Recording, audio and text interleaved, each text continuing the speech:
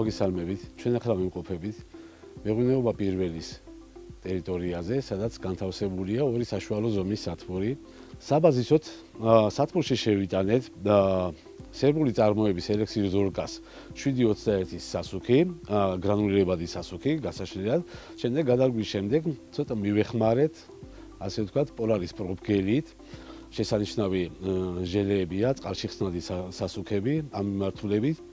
დანარჩენი მე რაც მინდა აღვნიშნო, რომ ახლა არის უკვე დეკემბრის თითქმის ბოლო, სალათები მშვენივრად გამოიყურება, აქვს კარგი ზრდაგანვითარება.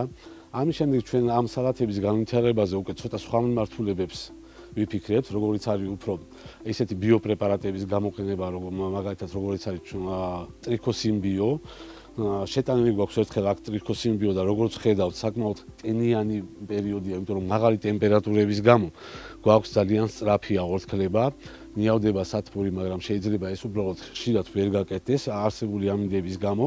ამიტომ ხედავთ, რომ სალათზე ფაქტიურად არანაირი სოკოვანი დაავადება არ არის, ზრდაგანვითარება ძალიან კარგად აქვს და ჩვენ ვფიქრობთ, რომ აი ესეთი ამ პერიოდში ძალიან ადვილად შეიძლება გათბობის გარეშე ვაწარმოოთ ძალიან მცირე სასუქების გამოყენებით და იგივე თქვათ ბიოპრეპარატების გამოყენებით საკმაოდ ხარისხიანი სალათი. კახეთში არის ძალიან ბევრი ნათელი დღეები იმისთვის, რომ გათბობის გარეშე ნებისმიერმა მსურველმა ზამთრის პერიოდში შეუძლია აი ესეთ პატარა მეღვინეობაში მოიყვანოს სალათი, რაც რა თქმა უნდა მისთვის ეკონომიურად უფრო მომგებიანი იქნება.